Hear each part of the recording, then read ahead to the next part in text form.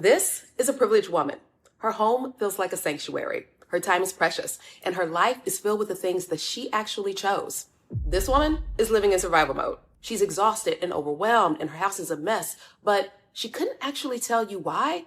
It's just always like this. Same background, same abilities, but one of them is thriving where the other is mostly existing, all because of a decision. Today, we're going to talk exactly about what the decision to live in privilege looks like and why you need to make it. A privileged woman, she isn't lucky, and she wasn't necessarily born into money or status. But something clicked one day where she made a decision about the life that she wanted and went after it. She decides that she is worthy of building a life that actually reflects who she is and what she wants. Now, we are not dumb over here. Of course, real disadvantages exist, but many of the things that people chalk up to luck or privilege are actually just the result of someone believing in themselves enough to show up. When you strip back privilege, which I did, you will see that it is a culture that comes with a mindset. That mindset leads to actions, and those actions lead to results. But you don't get those results just by wishing for them. You get them by replacing survival mode and scarcity mindsets with 6 specific commonalities that are shared by people who live in privilege. A privileged woman believes that her life is worth improving. If you look around your home and your life and the narrative of your mind is something like, this is just how it is for me, that is a raggedy survival mode induced way of thinking that will keep you stuck in the same cluttered house and unhealthy relationships and exhausting routine for years. Does it mean that you're lazy? No, not necessarily. But it does mean that somewhere along the way, you stop believing that anything could actually be different. A privileged woman, she doesn't think like that. She genuinely believes that her life is worth improving, not just other people's. That sounds obvious, but it's not as common as you may think. A lot of women have just sat back and accepted things that they didn't sign up for. They've accepted being overwhelmed and unfulfilled as just a part of life, which means that they accept clutter and chaos and settling for less because they've lived in that place for so long that they truly don't see another way for themselves to live, even if something more is what they want. I also know a subset of people who they think wanting more is somehow ungrateful for what they already have. A privileged woman refuses to accept that her life has already peaked. That belief is the foundation everything else gets built on, because you will only rise to the level of what you believe is possible for you. Not what's actually possible, but what you believe is possible. So whether it's been easy to settle into a life of less, or there is this discomfort of going for more, ask yourself this. Is there an area of your life where you've just stopped believing things could be different? And then ask, what have I been too scared to try to improve in my life? That's where we're starting. She stops waiting for permission. So many women spend years waiting. And it's not just in big things like starting a business or going back to school, but it's in small things too. Maybe taking a 30-minute break to read a book or to go on a walk or just enjoy life.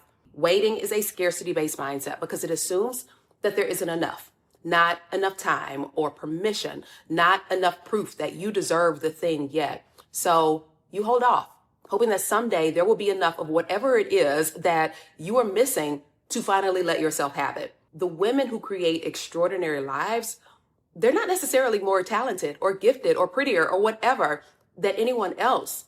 They're often just willing to begin. So I'll give a quick example. When I started this YouTube channel, I was so scared because I knew that I was putting myself out there with something that I was not good at. There were several times where I was scripting or I started recording and had this fear in the back of my mind that maybe nobody would even care what I had to say. And I would almost talk myself out of it completely. I could never get to this moment where I'm confident in what I do and in who I'm helping without first pushing through that discomfort. A privileged woman, she gives herself the permission. She doesn't wait for anybody to hand it to her, even when they don't feel ready. They send the email, they apply, they post the video, they introduce themselves. You have to give yourself that permission slip, and nobody else can do that for you. She expects good things. When you genuinely believe that you are worthy, you don't operate from desperation. You don't treat every opportunity like it might be the last one that you get. You don't settle for things that don't align just because you are afraid that nothing better is coming. Now, I want you to contrast that with survival mode. When you are operating from a place of scarcity, it is almost impossible to think like that because survival mode and scarcity convinces you that opportunities are rare and you're probably not worthy of them anyway. So you hesitate on the good things and you accept anything that comes along. When you have a privileged mindset, you prepare for good things. You apply for that role. You start the business. You walk into the room and raise your hand and you just show up because you know that you belong there. So expect good things from your health and from your work and from your relationships. Expect God to move in your life. That expectation isn't arrogance. It's faith in action. The benefit of that expectation is that you stop missing the things that were available to you the whole time that you didn't see because you weren't looking for them. She never stops becoming. A privileged woman never decides she's done. Growth is a way of life. It is not an end destination. A stuck woman, she's afraid to level up her skills. So if it is something that is outside of what she already knows, she'll say that it's too hard because low-key, she is not willing to add any additional level of discomfort to her life. Privileged women keep growing and keep leveling up because they keep learning, they keep stretching, they keep trying things that feel a little bit uncomfortable. And here's the kicker. They don't always have to be these hard, serious things. They can be just things that you want to learn and do for yourself. I have a few things that are on my list, especially things that I am working on this summer. One is piano, which I grew up playing, but I stopped in my 20s. Also, there's pool. My hubby and I, we love to play. It is one of our Friday, Saturday night things that we love to do. But he almost always wins. And I really, really need to beat him a few times in a row and just kind of, shut his mouth. Another one that's been on the list is getting good at Spanish because I am a native Texan. I grew up around Spanish. We often travel to Spanish-speaking countries, and me not being fluent enough to confidently pull it out when I need it is just, honestly, it's silly. It is foolishness. So I am so excited that this portion of today's video is sponsored by Speak, which is the app that I have been using to practice my Spanish. Last year, my husband and I, we went to Spain. So I whipped out a little Spanish when it was absolutely necessary to navigate our way through a bit, but definitely had to keep pulling up Google Translate to maybe order food, ask for directions, anything beyond basic phrases, basic words. And my husband and I both came home saying the same thing. We need to actually learn Spanish. That's been sitting in my back pocket ever since. So when Speak reached out, trying it was a no-brainer. Here's my problem with Spanish. It's not that I don't know anything, but it's the confidence. I'll never get confident in it if I'm not actually speaking it on a regular basis and practicing it in real situations. And that is exactly what Speak is built around. From day one, you're using your own voice. The app builds you a custom learning path based on exactly where you are. So I'm somewhere between a beginner and intermediate where I know enough to string a few phrases together, but not hold a real conversation. And so I put my info in the app and we started right up from there. Practicing a few things I know, practicing a few things I don't. There's also this feature in there called Free Talk where you pick a real world scenario. Maybe you're at a coffee shop and you practice it out loud. Siguiente. ¿Qué vas a tomar? ¿Necesita una café? Perfecto. ¿Qué tipo de café prefieres? All I do is 10 minutes a day, sometimes more because it really is fun. I will put my headphones in while I'm making my morning coffee or going on my daily walk, and it just fits into your routine without disrupting anything. So if you are also wanting to learn a language, you can start your free week with Speak using the link that is in the description below, and it's also pinned in the comments. Maybe learning a language isn't your thing. Maybe you want to learn something else completely. The point is refusing to become stagnant. It's proving to yourself over and over that you're still capable of growth, that the best version of you isn't someone that you used to be or someone that you are waiting to become. It's someone that you are actively building right now. A privileged woman protects her time and environment. Your time and your environment impact your state of mind, whether it is physical clutter or clutter in your schedule both of them create this mental noise, which stills your focus. Focus is what moves a life forward. When thinking about time, a privileged woman understands that her life is not built in these big sweeping moments of inspiration. It's built one day at a time, and those days are built 1 hour at a time, which means that how she spends her hours is actually how she's spending her life. It makes her very intentional about what she says yes to and what she says no to.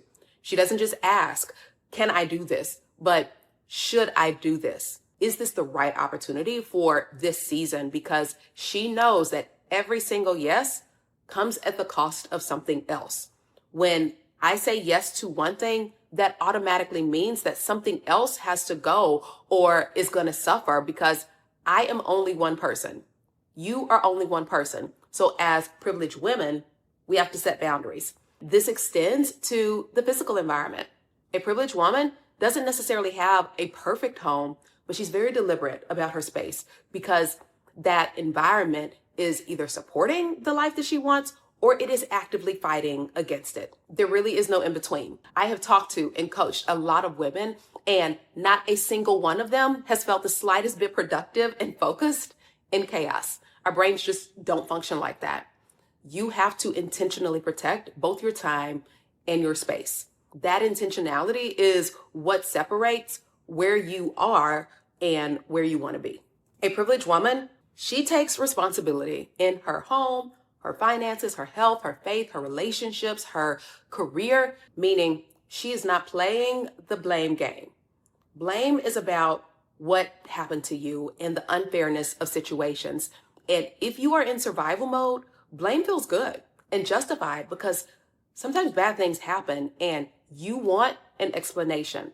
But until you take responsibility for moving forward, you will stay in survival mode, because responsibility is about, I know what happened to me, but what am I going to do next? Responsibility says, I can't control everything, but there is something that I absolutely can control. You stop spending so much mental energy on all of the things that you can't change and start focusing on what you actually can.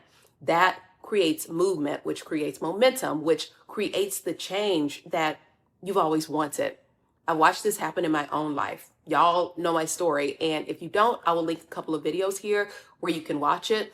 But the moment that I stopped asking, why is this happening to me? And started asking, what can I do about this?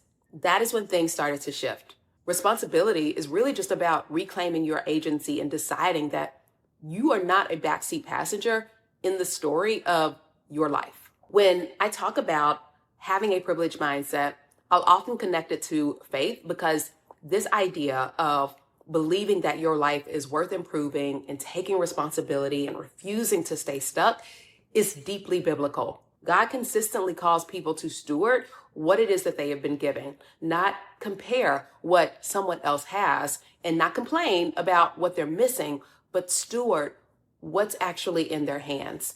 I like to think about the parable of the talents, where there are 3 servants and one of them buries what he's given out of fear and scarcity and a belief that protecting was safer than growing. And he was the one that lost everything.